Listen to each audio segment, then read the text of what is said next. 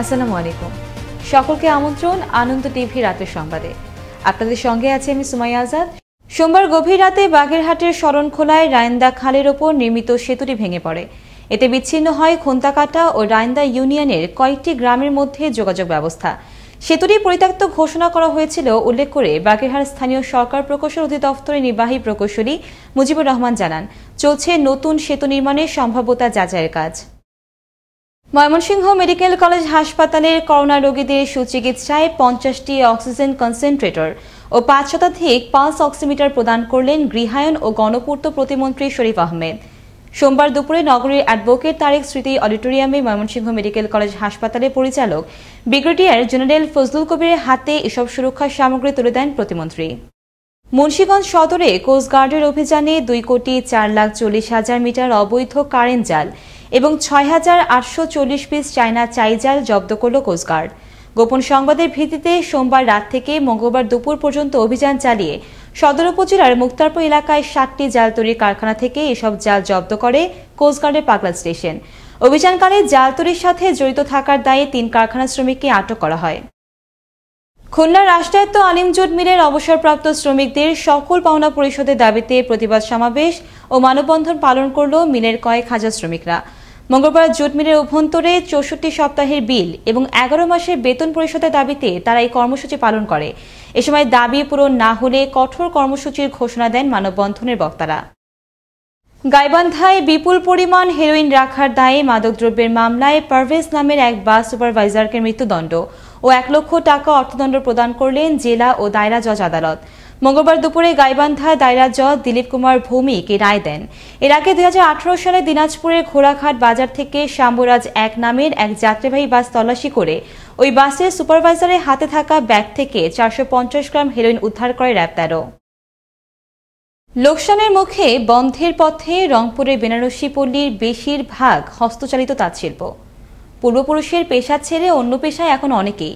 তাঁতপণ্য বাজারজাত সহ সব ধরনের সহযোগিতার আশ্বাস দিলেও বন্ধ রয়েছে খোদ বেনারসি পল্লীর বিসিক অফিসের কার্যক্রম। রংপুর থেকে মাহফুজ আলম প্রিন্সের পাঠানো তথ্য ভিডিওচিত্রে দেখুন ডেস্ক রিপোর্ট। নেই আগের সেই বুননের খটখট শব্দ, অযত্নে পড়ে রয়েছে হস্তচালিত তাঁতশিল্প। দিনের পর দিন অর্থাভাবে বন্ধ হয়ে যাচ্ছে রংপুর নগরীর অদূরে গঙ্গাচড়া গজঘণ্টার হাবুতে গড়ে ওঠা ঐতিহ্যবাহী বেনারসি পল্লীর বেশিরভাগ হস্তচালিত তাঁত। এখানকার তাঁতিপল্লীতে গড়ে উঠেছে বেনারসির শোরুম। খরচ কম হওয়ায় ব্যবসায়ীরা এখন ঢাকায় বেনারসি পল্লীর পণ্য এনে চালিয়ে দিচ্ছে রংপুরে বেনারসি শাড়ির কথা বলে। ফলে একদিকে প্রতারিত হচ্ছে সাধারণ মানুষজন, অন্যদিকে কাজ না থাকায় দিন দিন বন্ধ হয়ে যাচ্ছে হস্তচালিত স্থানীয় তাঁত কারখানা। দাবি কারখানায় কর্মরত তাঁত শ্রমিকদের। দেখেন এই যে কারখানা বন্ধ, কত মেশিন বসে আছে, সব বাইরের থেকে আনে, এখানের মাল একটা উড়ে। এগুলো শাড়ি আমরা বাইরের থেকে টুকটাক নিয়ে আসে, এখান থেকে কিছু আবেদন করে পরবর্তী এখান থেকে কিছু করে দুটাই মিলেই চালাই দেয় আর কি। মহাজনে যে বেচা বিক্রি না হয়, তাহলে মহাজন আমাদের কিভাবে পুষবে? আধুনিক বুনন যন্ত্রের সাথে পাল্লা দিতে না পেরে অনেকেই পূর্বপুরুষের পেশা ছেড়ে গেছেন অন্য পেশায়। নেই কোনো বিসিকের তদারকি, ফলে বিলুপ্তির পথে এই শিল্প বললেন স্থানীয় তাঁতিরা।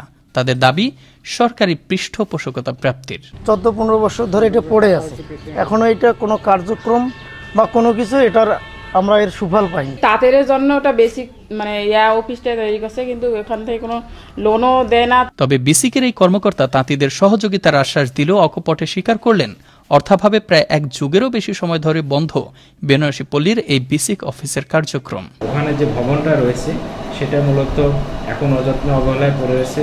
এর কারণটা হলো যে আমাদের ওখানে কোনো অর্থায়ন নেই। সব কিছু মিলে হয়তোবা সবার আশা ছিল যে আমাদের লোন পাবে, কিন্তু আমরা সেভাবে তাদের মূলধন ঘাটতির কারণে দিতে পারি। রংপুরের বিভিন্ন গ্রামে প্রায় 1000 হস্তচালিত তাঁত ছিল। আধুনিক বুনন যন্ত্রের সাথে পাল্লা দিতে না পেরে সে সংখ্যা নেমে এসেছে 10 থেকে 15-তে। কোনো মতে টিকে রয়েছে যারা, তাদের অসম লড়াইটা চালিয়ে যেতে হচ্ছে হরহামেশাই। সংশ্লিষ্টদের দাবি খুলবে বন্ধ অফিস, আবার ফিরে আসবে রংপুরের গঙ্গাচড়ার গজঘণ্টার হাবু বেনারসি পল্লীর কর্মচাঞ্চল্য। আর এমনটাই প্রত্যাশা রংপুরবাসীর। মুস্তফা কামাল তোহা, আনন্দ টিভি, ন্যাশনাল ডেস্ক। ফরিদপুরের সালথার মিরকান্দি গ্রামের ভ্যান চালক লাবলু ফকিরকে হত্যা করে তার ভ্যানগাড়ি লুটের ঘটনায় জড়িত 5 জনকে গ্রেফতার করল পুলিশ।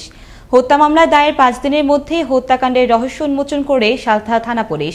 গ্রেফতারের পর আসামিদের দেওয়া তথ্য মতে ভ্যানগাড়িটির যন্ত্রাংশ উদ্ধার করা হয় বলে জানান অতিরিক্ত পুলিশ সুপার তরিকুল ইসলাম।